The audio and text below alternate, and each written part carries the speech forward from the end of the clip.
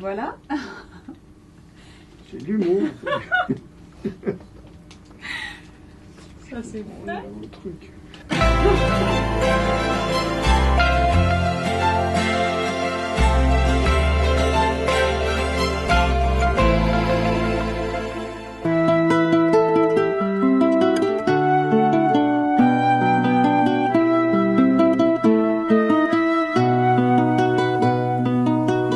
Pour l'amour de Sion, Israël, mythe et réalité.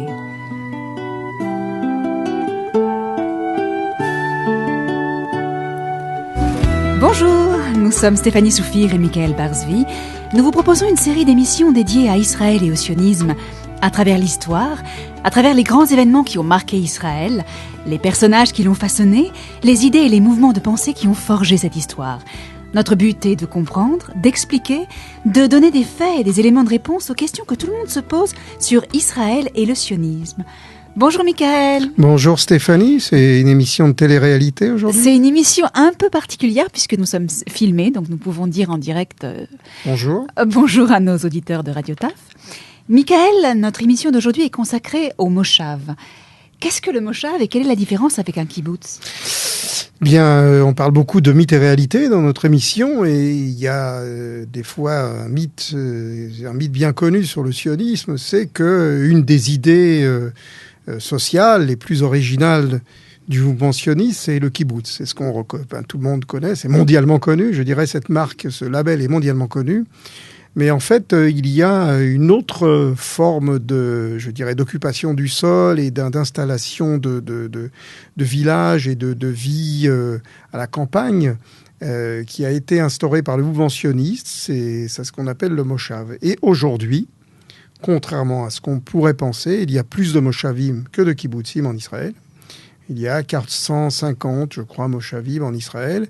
Et sur le plan de la population, dans les kibbutzim, il y a un peu moins de 2%, je crois 1,7 ou 1,8% de la population israélienne qui vit dans des kibbutzim, tandis que dans les moshavim, ça dépasse les 3%. Et est-ce qu'au début des Aliyot, c'était le cas ou ça a commencé vraiment par les kibbutzim ? Non, c'est un mouvement qui s'est un petit peu inversé, qui s'est, créé sur le tas, comme on dit, contrairement au kibbutz qui était le résultat d'une idéologie, disons, communiste, mais de l'application d'une forme de communisme direct, avec un partage total, un système très égalitaire. Le moshav, l'idée du moshav est une idée qui s'est créée petit à petit, avec une expérience sur le terrain qui a évolué. Et il y a d'ailleurs deux formes, j'y reviendrai, deux formes de moshavim, deux sortes de moshavim. Mais on s'est rendu compte dès les premières années des kibbutzim, notamment dans le premier kibbutz qui s'appelait Degania, on s'est rendu compte qu'il y avait des gens qui n'arrivaient pas à s'adapter à la vie en kibbutz, qui trouvaient qu'il y avait trop de coercition, qu'il y avait trop de transparence dans le kibbutz, que la vie du kibbutz, qui était au fond un partage de tout.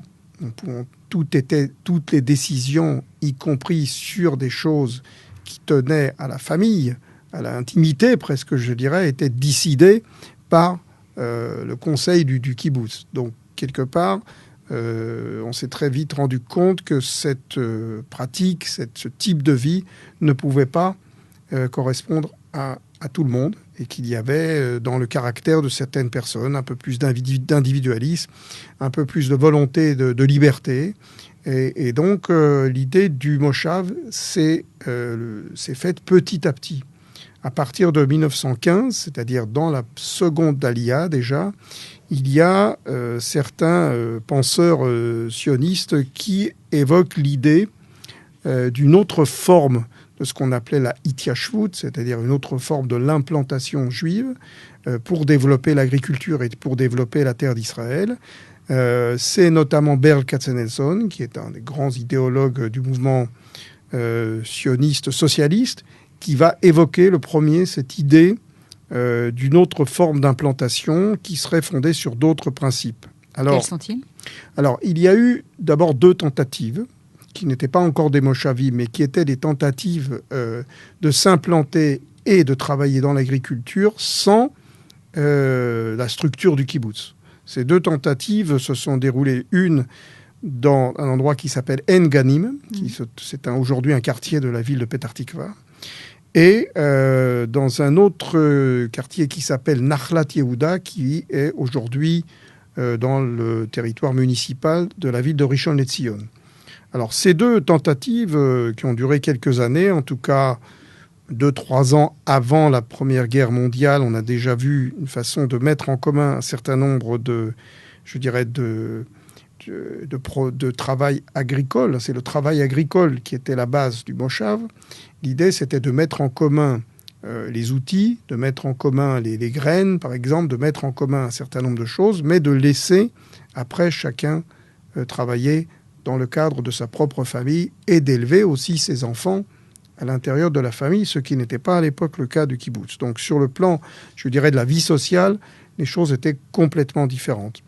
En fait, l'idée ensuite a été un petit peu modifiée, l'idée de Katzenelson. Elle a été ensuite reprise par d'autres personnes, comme quelqu'un qui s'appelait Eliezer Shochat, qui lui a décidé de la création de Moshavim Atzmaïm, ce qu'on appelle de Moshavim indépendants, avec l'idée que ces Moshavim seraient gérés par ce qu'on pourrait appeler les ouvriers agricoles. Les ouvriers seraient, au fond, c'était un système beaucoup plus de coopérative. Parce que le premier essai, c'était pas ça. Le premier essai, c'était entièrement dépendant du mouvement. D'accord. Voilà. Alors, le principe du Moshav, il est très simple. Le principe du Moshav, c'est il y a la terre. La terre est ce qu'on appelle une terre domaniale, c'est-à-dire des terres qui, au fond, appartiennent aujourd'hui à l'État d'Israël et qui, avant la création de l'État d'Israël, étaient des terres qui avaient été acquises par le Keren Kayemet l'Israël. Et donc, l'idée, c'était le Keren Kayemet l'Israël, c'est-à-dire le peuple juif, d'une certaine façon, met à la disposition d'un groupe d'ouvriers agricoles qui vont travailler dans le cadre d'une famille, vont créer en fait un village. Donc, eux vont travailler, le Keren Kayemet va leur donner la terre. Et le produit de ce travail va être mis en commun pour être revendu par une coopérative ou par un système de coopérative, c'est-à-dire que, au fond, dans un même Moshav, il y aura des cultures différentes. Un va faire de la culture de blé et l'autre fera du culture de pommes de terre. Et disons. Chacun choisit la culture qu'il va faire ou elle est décidée Alors, les décisions sont prises en commun, selon les besoins, selon la demande. Mais on peut se prêter le matériel, on peut avoir un certain nombre de choses en commun, mais le produit qui sera revendu par la coopérative et qui sera remis à chaque famille d'ouvriers agricoles, eh bien, ce produit sera géré selon les besoins de cette famille et non pas par une structure extérieure.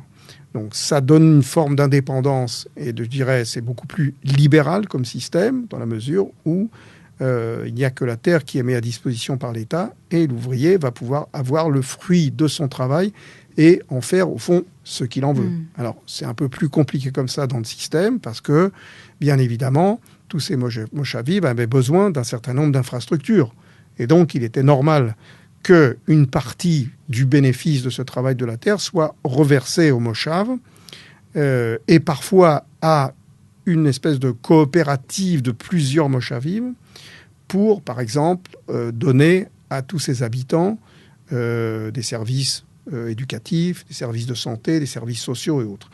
Il y avait aussi un autre principe dans le Moshav, c'est que il était limité. C'est-à-dire qu'on a estimé, dès le départ, que les Moshavim ne devaient pas dépasser les 100 familles. C'est-à-dire qu'en moyenne, la plupart des Moshavim devaient être aux alentours de 60 à 100 familles. C'est la règle qui a été adoptée. On a considéré qu'au-delà, ça n'était plus possible d'être géré sous forme de coopérative. Et déjà, on a pris en considération l'idée que, bien évidemment, ces fermes agricoles seraient ensuite reprises par la deuxième génération, c'est-à-dire par les enfants. Et que, a priori, puisque la terre avait été mise à la disposition de ces habitants du Moshav, elle ne leur appartenait pas. C'est-à-dire qu'ils appartiennent à l'État qui sont prêtés ou loués pour une somme symbolique à ces moshavim. Et donc, il n'était pas possible d'en faire un bénéfice à la revente. Donc, et dans la le seule cas où possibilité, les enfants, c'était de le transmettre aux enfants. Dans le cas où les enfants ne veulent pas... Alors, effectivement, dans ce cas-là, s'il n'y a pas, et là, ça a posé un problème, mais dans les générations futures, et notamment aujourd'hui en Israël, puisqu'aujourd'hui, il ne s'agit plus des enfants, mais il s'agit parfois des petits-enfants. Alors, ils ont la possibilité de construire une maison sur le terrain, et ils doivent normalement continuer l'activité agricole. Bon, le seul problème, c'est que depuis la fin des années 70 et depuis même une vingtaine d'années, beaucoup de ces moshavim ont abandonné les activités agricoles qui n'étaient plus rentables pour différentes raisons, parce qu'il y a eu la baisse des prix, parce qu'il y a des concurrences, parce que pour beaucoup de raisons. Il y avait bien d'autres principes qui étaient importants. C'était que d'abord, tout le monde était considéré comme un travailleur, c'est-à-dire que aussi bien les hommes que les femmes. Donc il y avait déjà une égalité, même idée que dans le kibbutz d'ailleurs, et que ce travail devait être un travail indépendant.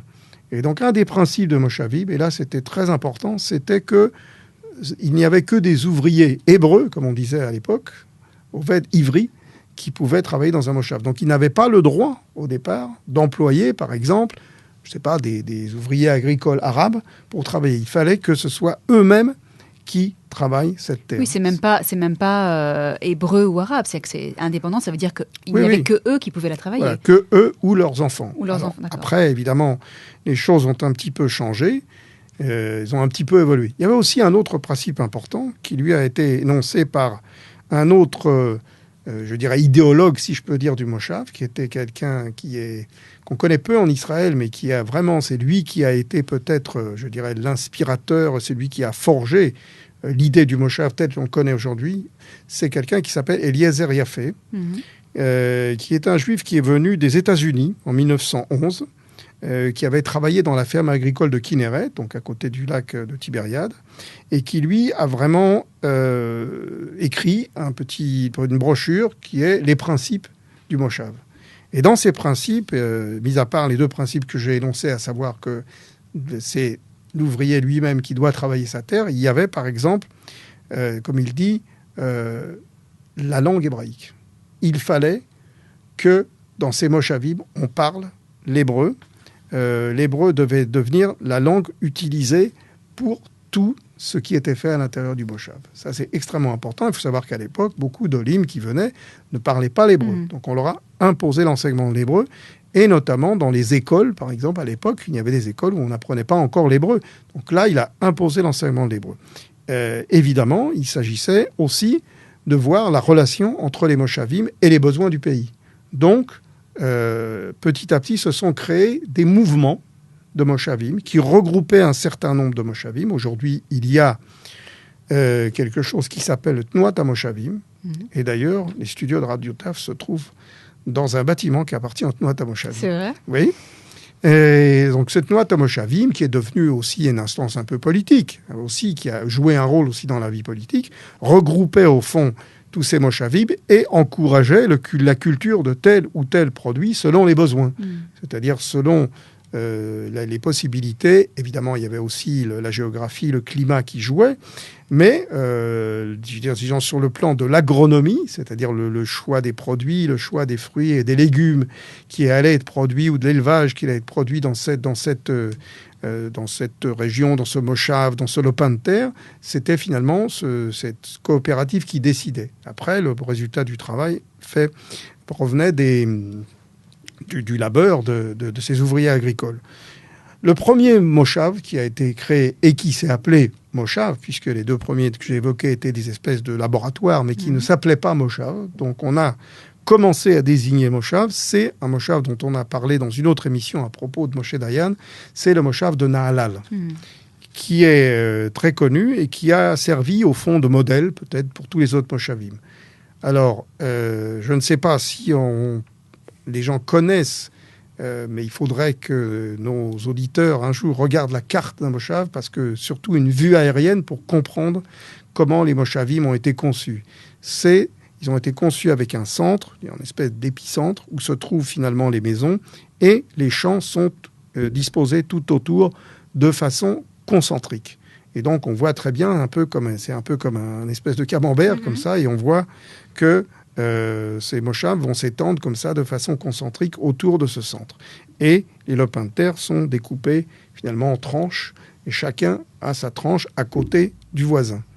Ce système-là a servi de modèle à la plupart des moshavim. Après, dans les années après 1948, c'est-à-dire après la création de l'État d'Israël, évidemment, ce modèle a un petit peu évolué et on n'a pas respecté, je dirais, cette disposition géographique et ce dessin concentrique du moshav. Michael, nous allons faire une petite pause musicale et nous revenons juste après.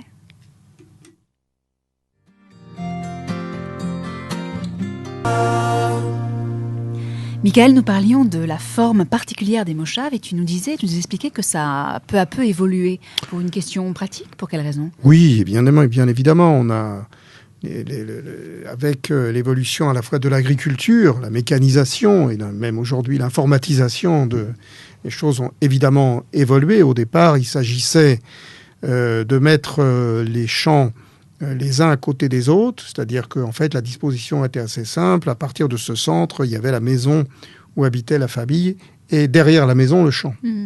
Alors aujourd'hui, comme il y a eu des enfants et que les enfants ont parfois construit des maisons dans la cour, en fait, et se sont étendus vers les champs, et lorsque ces champs ne donnent plus de production agricole pour des raisons économiques, alors parfois, on a vu, et on voit aujourd'hui dans beaucoup de moshavim, que ces champs deviennent parfois des dépôts pour des sociétés commerciales. Et voilà. Alors tout ça crée un certain nombre de problèmes, parce que ce sont des terres qui, à l'origine, sont des terres destinées à l'agriculture. Mais si l'agriculture, aujourd'hui, n'est pas suffisamment rentable, il faut bien trouver autre chose.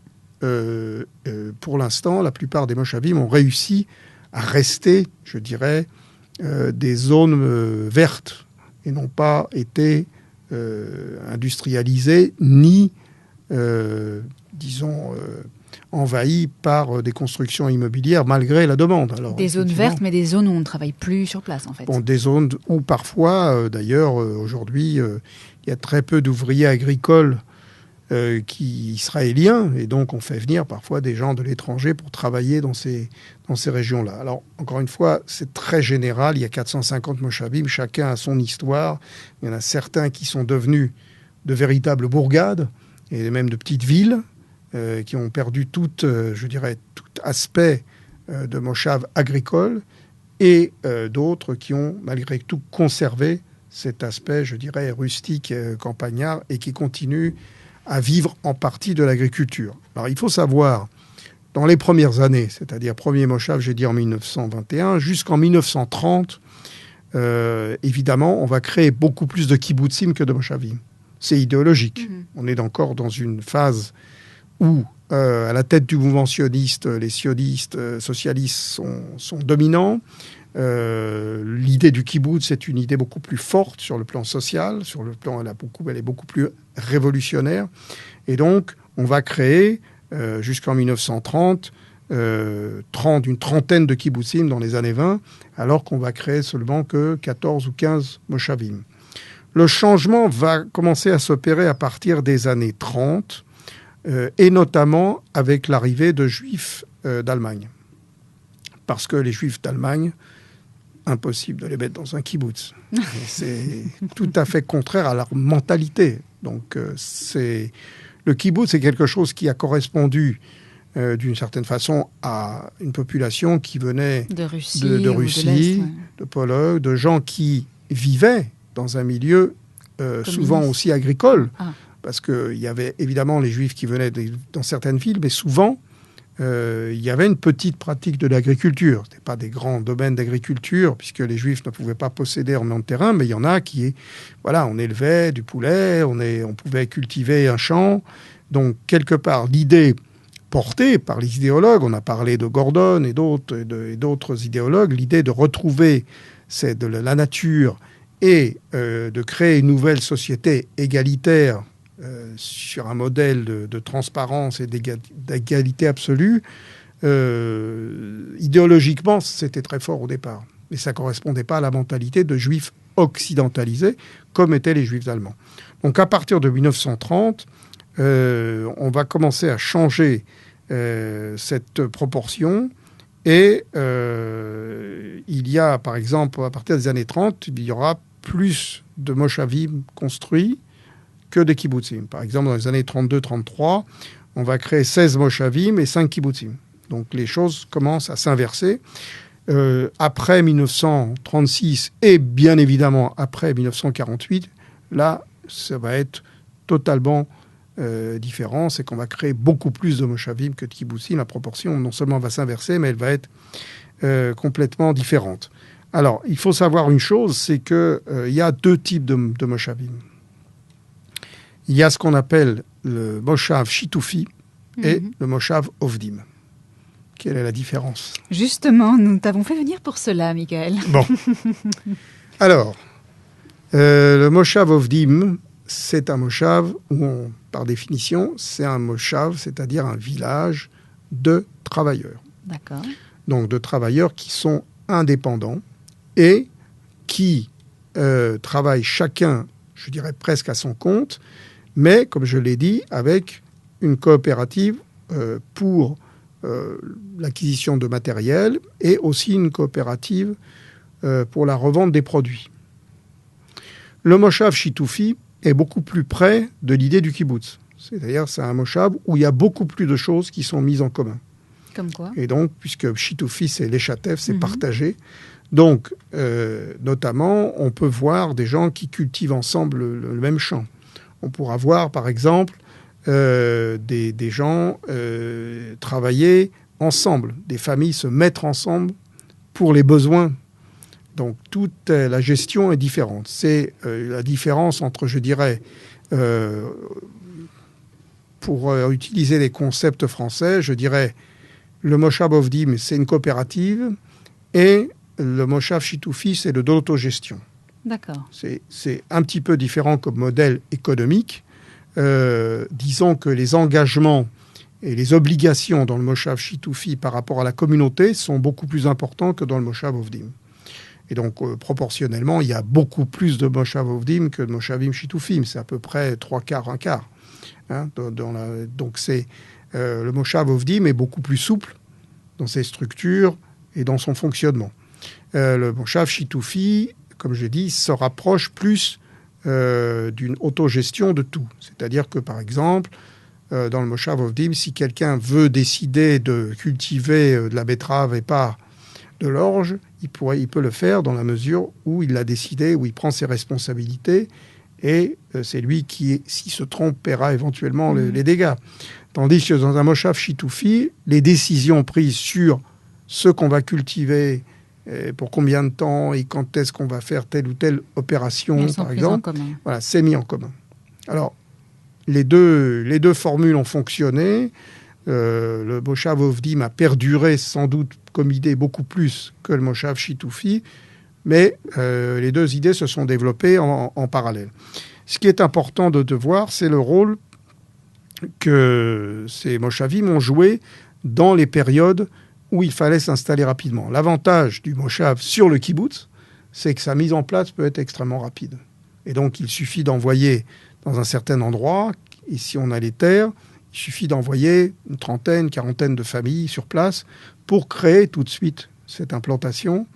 Et il suffit simplement que des gens aient la possibilité d'avoir un champ qui est, comme on dit, arable, c'est-à-dire arable, qui peut être rapidement développé et prospérer. L'autre aspect, c'est l'aspect sécuritaire. Le moshavim, comme je l'ai expliqué, sur le centre du moshav, et c'est très concentré au centre, c'est beaucoup plus facile à protéger d'une certaine façon. C'est-à-dire qu'on peut protéger plus facilement les habitants. Dans les kibbutzim, souvent, c'est encore le cas d'ailleurs aujourd'hui, dans les kibbutzim, parfois les gens cultivent des champs qui ne sont pas dans le kibbutz, mais qui sont à 2 ou 3 kilomètres du kibbutz. Et ils vont donc se déplacer en voiture pour aller sur leur lieu de travail, si je peux dire. Là, il y a une espèce de proximité. Donc la conception est totalement différente. L'autre aspect important, donc comme je l'ai dit, la facilité de s'organiser et de construire très rapidement des maisons. Il faut savoir que dans la période des années 30, notamment au moment de la grande émeute arabe 36-39, on a créé ce qu'on appelle des villages qu'on appelait Choma ou Migdal. On traduirait ça en français tour et forteresse. D'accord. C'est-à-dire qu'il s'agissait de créer très rapidement, comme une espèce de petit village, protégé par une espèce de palissade et une tour qui permettait d'observer autour. Ces implantations étaient créées dans la nuit. C'est-à-dire qu'on préparait tout le matériel avant et on venait s'installer dans la nuit et au petit matin, il y avait déjà la tour et la palissade. Donc ça a permis de créer plusieurs dizaines de villages dans les années 30, très rapidement, et ensuite d'occuper le terrain et de permettre la création de ces Yishuvim. C'est ce qu'on a appelé, cette opération s'appelait Choma ou Migdal. Dans les années 30-35 jusqu'à 1949, c'est-à-dire y compris pendant la Seconde Guerre mondiale et la guerre d'indépendance, c'est par cette méthode-là qu'on a créé beaucoup de nouveaux moshavim. Alors, je vais revenir sur les principes du moshavim, parce qu'à partir de 1948, je dirais la théorie, si je peux dire, du moshav, elle a été, on pourrait dire, théorisée d'une certaine façon. Elle a été expliquée et on a décidé d'un grand mouvement, à partir de 1948, d'un grand mouvement de création de villages sur ce modèle-là. Et on a estimé que la souplesse de cette implantation, disons, de cette façon de s'implanter, allait permettre aussi d'intégrer les olim. Il faut savoir, on en a parlé dans une autre émission, que en l'espace de 3-4 ans, la population d'Israël a doublé. Donc il fallait bien, on ne pouvait pas intégrer toutes ces familles dans des villes, on ne pouvait pas les intégrer dans des kibbutzim, parce qu'ils étaient également limités en place, en nombre en possibilités. Donc on a décidé de créer des petits villages. Et ça a permis également autre chose, c'est je dirais, de disperser un peu la population, de l'éparpiller et finalement d'occuper, ce qu'on appelle l'occupation du territoire, même si ça a une autre connotation aujourd'hui, l'aménagement de ce territoire en mettant des petits moshavim. Et cette idée permettait deux choses. La première, c'est d'installer très rapidement, avec des infrastructures assez élémentaires malgré tout, route d'accès, électricité, accès à l'eau, et possibilité après de développer. Évidemment, les terres étaient toujours mises à la disposition par le Keren Kayemet l'Israël, et après 1948 et les années 50, le Keren Kayemet a remis la gestion de ces terres à ce qu'on appelle l'autorité de gestion des terres, un peu comme on appelle ça en France le cadastre, ça s'appelle Minal Mekarkei Israël, qui gère, c'est l'autorité de gestion des terres, qui met à la disposition d'un groupe, d'une communauté, la possibilité de créer un moshav. Le Keren Kayemet s'occupant de la préparation en amont, c'est-à-dire des infrastructures, routes d'accès, préparation des terres éventuellement à labourer ou à cultiver, et accès à l'eau et à l'électricité, etc. Quand tu dis qu'on créait ces moshavs, ces petits villages pour accueillir les olim, est-ce qu'on leur demandait leur avis ou est-ce qu'on les mettait là, un peu éparpillés, sans trop leur demander ce qu'ils voulaient, quoi ? S'ils voulaient vivre dans ce type de moshav ou s'ils préféraient vivre ailleurs ? Alors, c'est une bonne question. Je ne crois pas qu'on leur a demandé vraiment leur avis. Je pense que dans je dirais peut-être le chaos, malgré tout, d'une installation rapide, de la création d'un État dans des conditions d'urgence, au lendemain d'une guerre, et l'arrivée d'olim de différentes communautés, de dizaines de communautés différentes, il y avait 3-4 grands problèmes. Le premier problème, c'était qu'on avait besoin en 1948, on avait besoin de denrées alimentaires. Parce que, au lendemain de la guerre, Israël n'avait aucune relation avec ses voisins. Donc, impossibilité de vendre ou d'acheter des produits dans les pays limitrophes. Donc, il a fallu créer de toutes pièces une agriculture qui permette de nourrir donc les produits de base. C'est pour ça qu'on a développé le lait, par exemple, l'élevage. C'est pour ça qu'on a développé l'élevage de poulets, de céréales, la culture de céréales, donc des produits de ce qu'on pourrait appeler les denrées de base. Donc ça, c'était le premier besoin. Et comme les kibbutzim n'étaient pas en mesure de fournir toute cette demande, il a bien fallu créer tous ces petits villages. Après, qui on envoie dans quel village? Là, effectivement, se pose un autre problème, qui est un problème plus à caractère social. Est-ce qu'on peut mettre ensemble des gens qui, culturellement, n'ont pas les mêmes modes de vie au départ? Alors, on peut essayer de les israéliser, ce qui, pour certains, correspondait à une forme d'acculturation, mais aussi de façon de se dénaturer de leur culture et de les priver de leur culture. Donc le Moshav avait cette particularité que comme c'était une petite structure et que c'était une structure qui était créée de toutes pièces, contrairement aux kibbutzim qui existaient déjà et dans lesquels il y avait une idéologie dominante, en gros, idéologie dominante socialiste, ashkénaze aussi, puisque les fondateurs des kibbutzim étaient des ashkénazes et qu'ils avaient aussi imposé ce mode de vie, et également laïque. Donc, à partir des années 50, arrive en Israël toute une population qui vient en grande partie, ils sont des réfugiés d'Europe, mais aussi des pays arabes ou pays musulmans, donc des gens qui sont beaucoup plus traditionnalistes, et donc on ne peut pas les envoyer comme ça dans un kibbutz qui est laïque, ashkénaze et socialiste, ça ne correspond pas à leur mode de vie. L'avantage du kibbutz, c'était qu'on pouvait mettre dans un même moshav, on pouvait mettre une communauté. Et donc, on a vu s'instaurer des moshavs où la quasi-totalité des habitants étaient de même origine. Alors, il y a des moshavs comme ça, yéménites, il y a par exemple un moshav avec des juifs qui viennent d'Inde, des juifs qui viennent du Maroc. Alors, encore une fois, la réussite, si je peux dire, de ces moshavim est, comme on dit, différente selon les expériences. Il y a certains moshavim qui ont réussi à prospérer à la fois dans l'agriculture, mais aussi sur le plan humain, social, économique et culturel. Et il y a des moshavim qui n'ont pas réussi à s'élever et qui, finalement, sont devenus des zones un peu défavorisées parce qu'elles étaient soit à la périphérie, soit parce que le choix de la communauté, disons, qui formait ce qu'on appelait le noyau. Encore une fois, un moshav se crée à partir d'un noyau. Le noyau, ce sont les premiers habitants. Alors, il y a une règle curieuse dans les moshavim, qui existe aussi dans les kibbutzim, mais qui est dans les moshavim est beaucoup plus stricte, c'est que pour entrer dans un moshav, il y avait ce qu'on appelle une commission d'accueil qui, au fond, sélectionnait les candidats.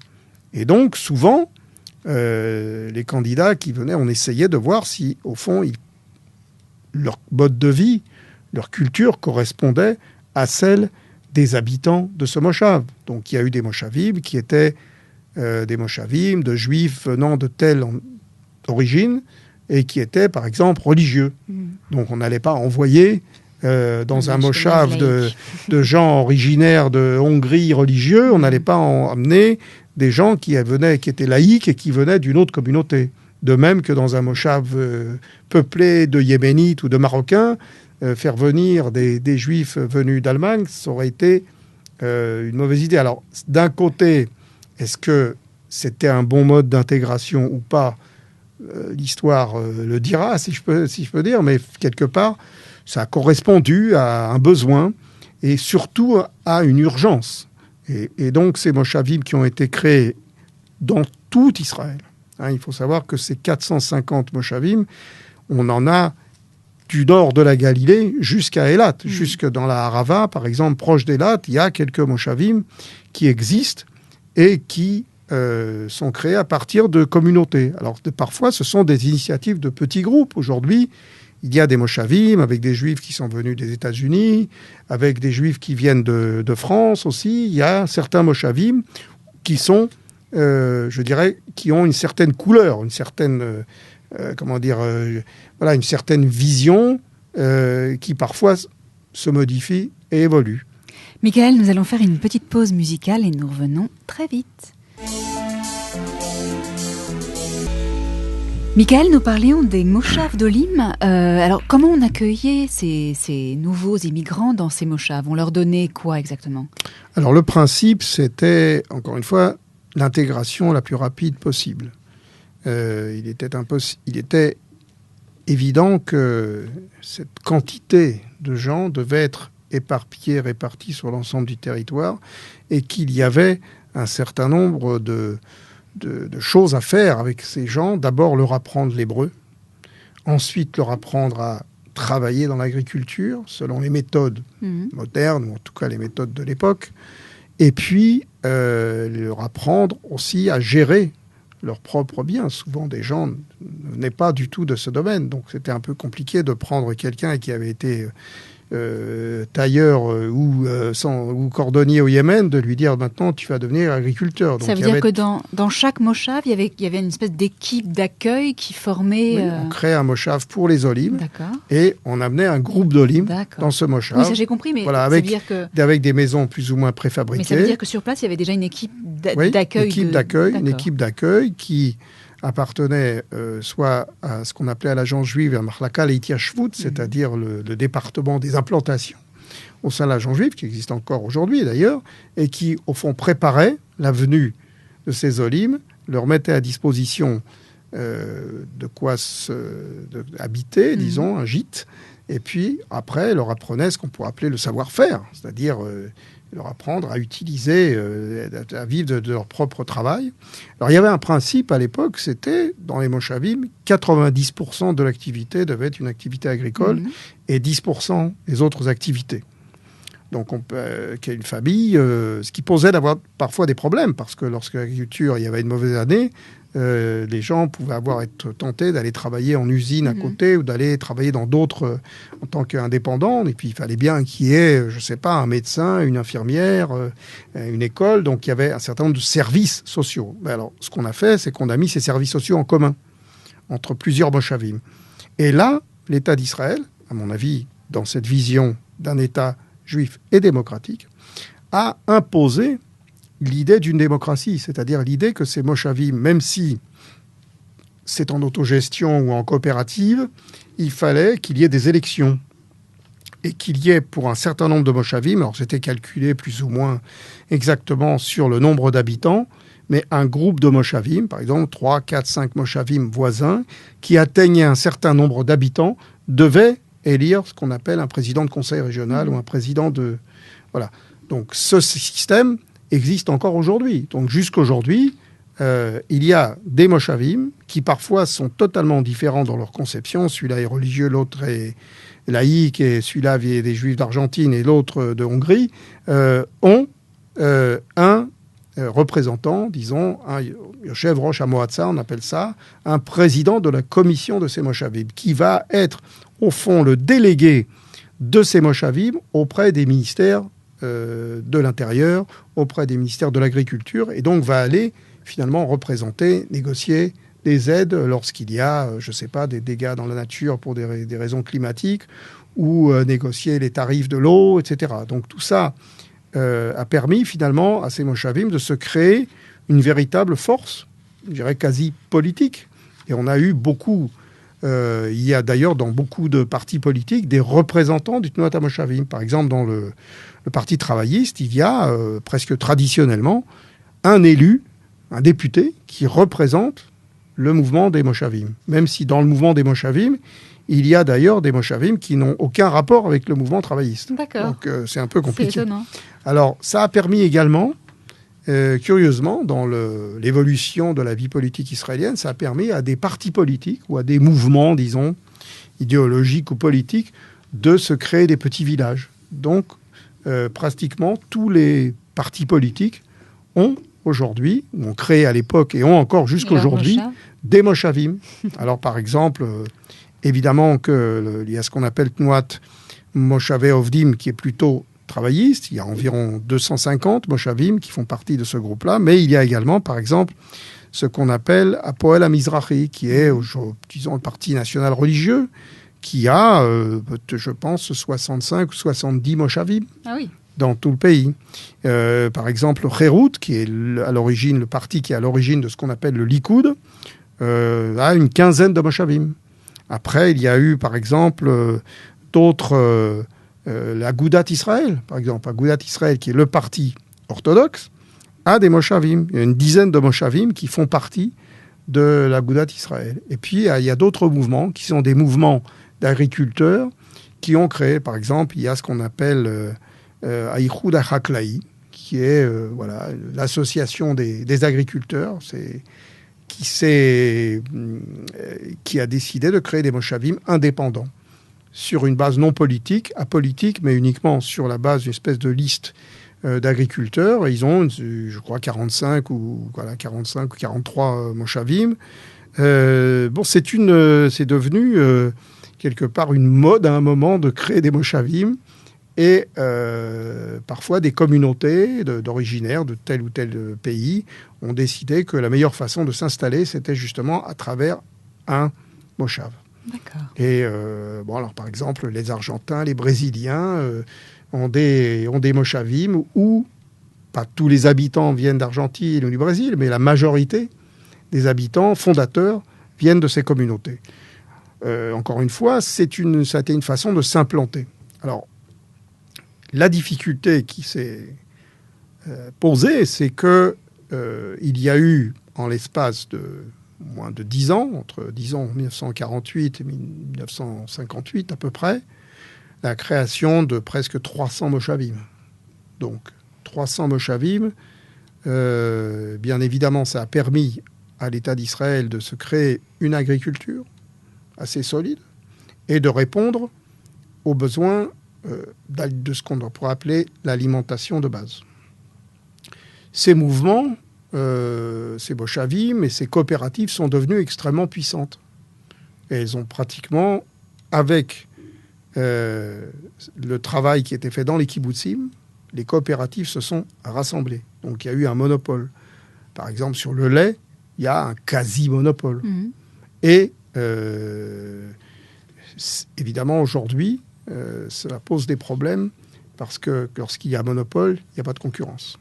Et donc, cette absence de concurrence a obligé l'État, pour permettre, disons, la production de lait, ou en tout cas la fourniture de lait et de produits laitiers à la population, de subventionner un certain nombre de produits. Donc pendant très longtemps, beaucoup de produits étaient subventionnés de façon à ce qu'ils soient à un prix raisonnable pour la population. Mais ces coopératives sont devenues des grandes entreprises capitalistes. Et aujourd'hui, elles se sont enrichies. Et elles ne font plus que de l'agricole, si je peux dire. Et donc, ce sont devenus une espèce de grands consortiums. Par exemple, le consortium qui s'appelle Tnuva, qui est celui du lait, il a commencé à faire de l'immobilier, il a commencé à faire toutes sortes d'autres activités. Et dans un premier temps, il a été racheté par un groupe qui est à Londres, et maintenant, il a été racheté par un groupe chinois, qui a la majeure pierre. Donc, quelque part, voilà, cette agriculture israélienne qui a prospéré très rapidement, qui a, en matière de production, a été peut-être une des grandes réussites dans les années 50-60. Aujourd'hui, cette production est devenue tellement importante que finalement, elle a fini par dépasser ce qu'était le projet sioniste à l'origine. Et voilà, les marques comme Tnuva, qui était le symbole du lait en Israël, qui avait pratiquement quasi-monopole du lait. En Israël, il n'y a que 3 entreprises qui font de la production de lait. Mais lorsque la plus importante n'est maintenant plus aux mains de la population de ces kibbutzim et ceux de ces moshavim, c'est un peu triste pour le projet sioniste. À quoi ça ressemble maintenant, de nos jours, un moshav ? C'est une bonne question. Ça a différentes formes ? Alors, le moshav va évoluer, bien évidemment. Et il faut savoir aussi que la vie a évolué en Israël. Donc, Israël est un pays qui souffre d'un problème, je dirais, de répartition démographique, puisque, pour des raisons qui sont liées au marché du travail, bien évidemment, 80% de la population israélienne est concentrée sur 20% du territoire. Et donc, les Moshavim qui se trouvent dans cette zone-là, parce que, comme je te l'ai dit, les Moshavim ont été répartis sur toute la surface d'Israël. Les Moshavim qui se trouvent dans la région centrale, c'est-à-dire dans la zone, ce qu'on appelle Sharon, la bande côtière, sont devenus des Moshavim où le prix de l'immobilier est extrêmement élevé. Et donc, ça n'a pas résisté, finalement, à ce qu'on pourrait appeler la loi du marché. C'est-à-dire que autant les Moshavim qui sont dans le Negev ou qui sont en Galilée continuent à être des Moshavim qui jouent leur rôle dans le développement de l'agriculture, dans le développement du pays, dans, je dirais, aussi le développement de la nature, c'est-à-dire la protection de la nature, à rester des zones vertes. Malheureusement, les Moshavim qui se trouvent au centre du pays n'ont pas résisté à, je dirais, à la force du marché de l'immobilier.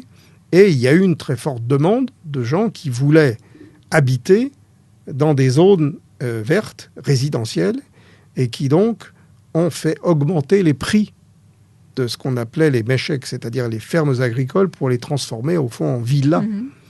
Et aujourd'hui, il y a un certain nombre de grandes bourgades qui ne sont plus des Moshavim, mais qui sont devenues pratiquement des petites villes où les terrains agricoles n'existent plus, ce sont devenus soit des champs, soit des petits parcs, et souvent ont été remplacés par des constructions immobilières. Et donc, même si, par exemple, Bnei Tzion ou Tel Monde sont des anciens Moshavim, aujourd'hui, très peu d'activités agricoles. À Tel Monde, il y a un McDonald's, c'est une petite ville, c'est une ville où il y a même des quartiers avec des villas. C'est des zones pavillonnaires, des zones résidentielles qui coûtent très cher. Et parfois, ce que le Moshav offre une qualité de vie que n'offre pas la ville.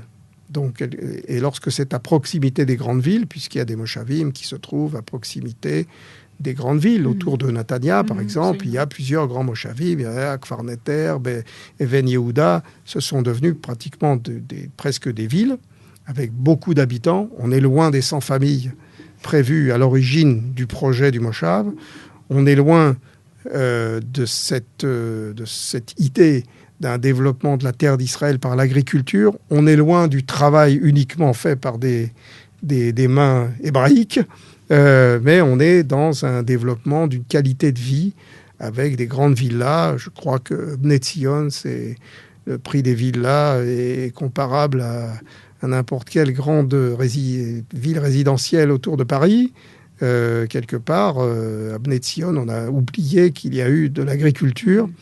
Et je pense qu'aujourd'hui, vu le prix de l'immobilier dans ces régions-là, ce serait impossible de revenir à l'agriculture. Ce ne serait pas du tout rentable.